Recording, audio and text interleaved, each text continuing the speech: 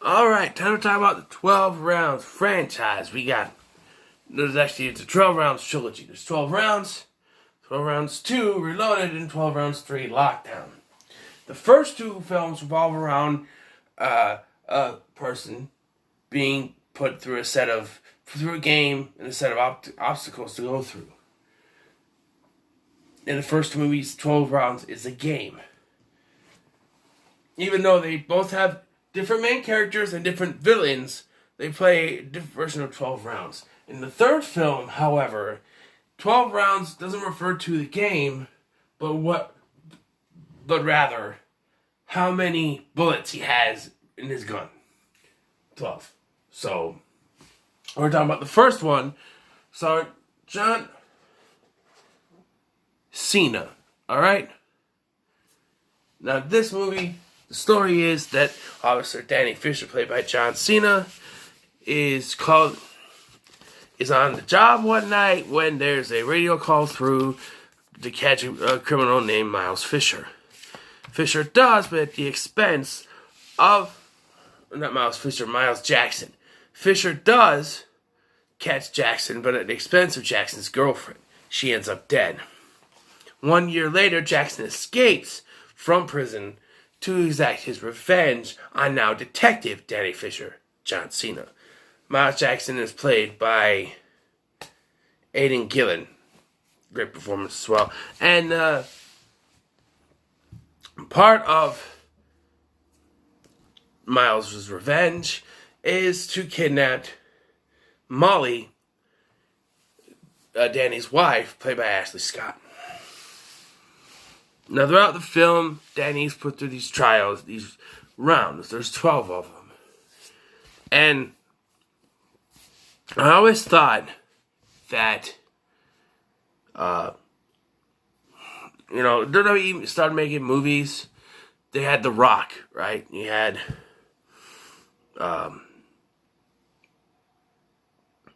Scorpion King, The Rundown, Walking Tall, The Rock. And then John Cena came along. He did The Marine, 12 Rounds, Legendary, and then now he's doing his own movies. But, 12 Rounds is definitely one of the better WWE films. I like to do more, but I need to get more as well. I have a stack, but that many, and not all of the WWE films have WWE superstars in them. There are some, like Oculus, that don't have anyone in it. But the 12 Rounds franchise as a whole is pretty decent. 3 different films, 3 different main characters, 3 different villains, but it works. So in this film, John Cena plays Danny Fisher, like I said, and he's from the beginning of the movie, after the incident with the girlfriend, played by Taylor Cole, by the way. After the incident kills her, 1 year later, he's now a detective, and he's, trying to live his life. The plumber gets killed in the explosion that destroys the house. The dog is alive, but, then Danny races on foot, because the car also got blown up, to the ferry to get Molly. But Molly's phone is being used by someone else who, shock, later is revealed to be in cahoots with Miles, but Miles doesn't care because he kills the guy anyway with another bomb. And throughout the film, Miles puts Danny through these trials. I'm not exactly sure how they go, but I do like the idea of a game, like, put up. How did he come? He spent a year in prison just sitting there coming up with this. Coming up with this scheme to get money, to do all this. He just came up with it, obviously, but he's kind of smart, I guess. One aspect I don't like is when the FBI show up. There's this guy, I'm not sure who he's played by, but he's an FBI agent. I forgot his name, but he's an asshole.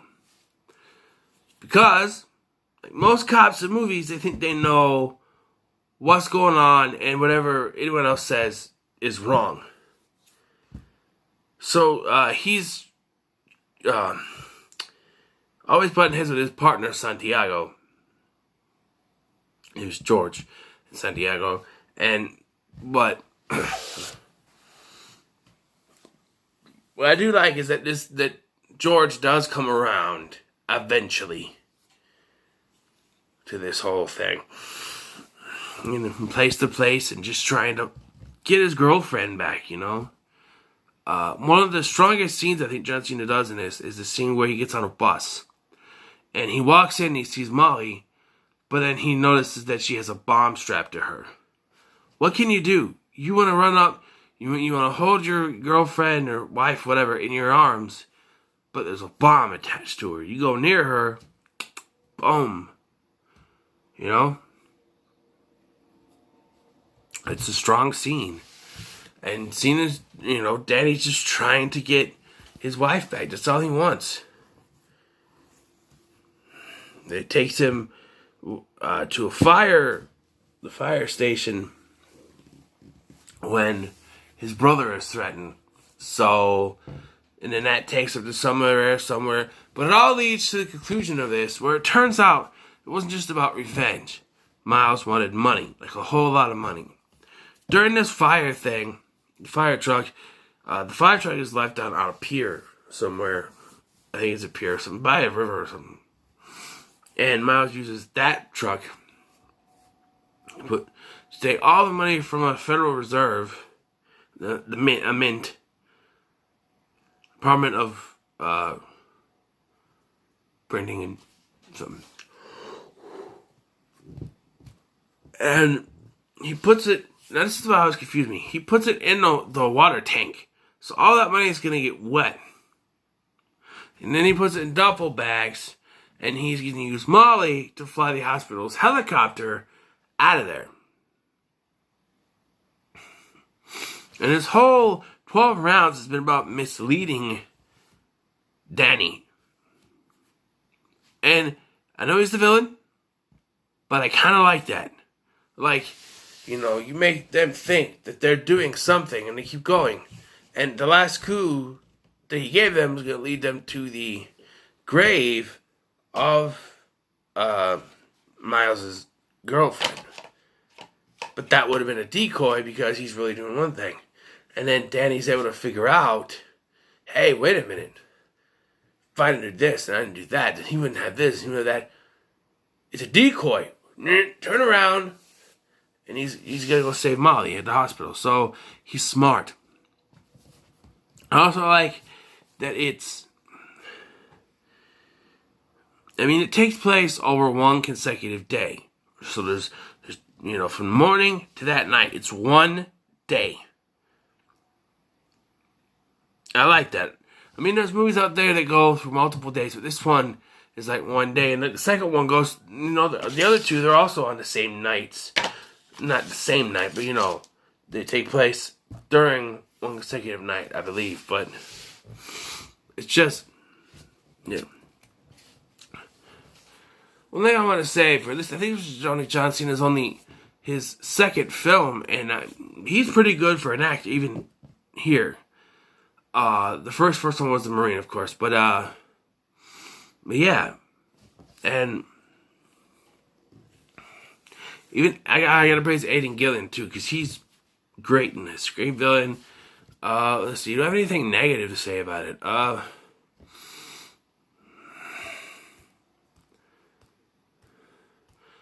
Well, if the ending, not the ending, because Miles dies, and they crash the helicopter explodes, they jump out, they land in the pool. But I don't like it when it just ends, because there's still some kind of loose end, like he's got to regroup with the FBI, and they got to figure out what they're going to do with their home, But it just ends with them walking, and the camera, pans away, and it ends. Starts playing music, and it's like, okay, but what about his house? What about the dog? What about the FBI? What's he going to tell them? What's going to happen? You don't know. You never find out. I don't know. Guys, this movie's good. I can't figure out what else to say, actually. But like I said, I do like the idea of a game where you're going from place to place doing this, even though it amounts to nothing in this. I think it was that second one. But, yeah, just wonderful. And this is the extreme cut, which has the PG-13 and unrated. I watched the unrated version, of course. These are movies you gotta watch the unrated version. It's, it's weird. Because the Marine was also PG-13. And,